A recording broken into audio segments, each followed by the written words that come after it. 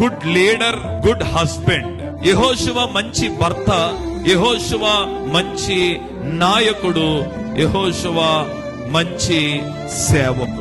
ఎందుకు ఈ మాట నేను చెప్తున్నానంటే, తన కుటుంబాన్ని దేవునిలో నిలబెట్టుకున్నాడు, అలాగే దేవునికి ఇష్టమైన సేవ చేశాడు, అలాగే మంచి నాయకుడుగా ఉన్నాడు. అందుకనే ఎవరు బైబిల్లో చెప్పలేని ఒక మాట యెహోషువ చెప్తున్నాడు. ఏమనంటే, నేనే కాదు నా ఇంటి వారము కూడా యెహోవానే సేవిస్తాం. మన కుటుంబాలు ఆశీర్వదించబడతాం అంటే ఏంటి? నేను చాలా చోట్లకి వెళ్ళినప్పుడు ఈ మాట తరచుగా చెప్తా ఉంటాను. ఏంటో తెలుసా ఆ మాట?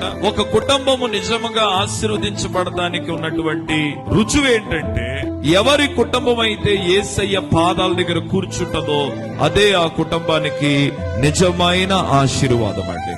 ఒక కుటుంబం దేవుని పాదాల దగ్గర కూర్చోగలిగితే ఈ భూమి మీద ఆ కుటుంబానికి అంతకు మించిన ఆశీర్వాదము మరొకటి అవసరం లేదు.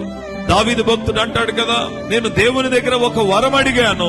ఏమిటి ఆ వరం అంటే, నేను నా జీవిత కాలం అంతా ఎక్కడుండాలనుకుంటున్నాను? యెహోవా సన్నిధిలో నేను ఉండాలనుకుంటున్నాను. ఈ రోజు చాలా కుటుంబాలు ఇలాంటి తీర్మానంలో జీవించలేకపోతున్నాయి.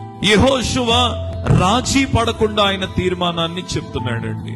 ఎవరితో చెప్తున్నాడు ఈ మాట అంటే, దేవుని బిడ్డలతో చెప్తున్నాడు. దేవుని బిడ్డలే దేవుణ్ణి విడిచేసి వారు అమ్మోనీల దేవతల వైపు తిరుగుతుంటే యెహోషువకు చాలా బాధ అనిపించింది.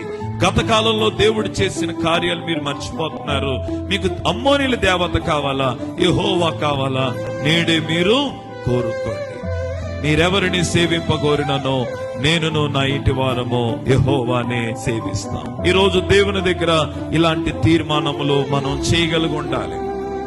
ఏమిటి దేవుని దగ్గర మనం చేయగలిగిన గొప్ప తీర్మానం అంటే, నేనే కాదయ్యా నా ఇంటి వారము కూడా, చెప్పండి, ఎవరిని సేవించాలి?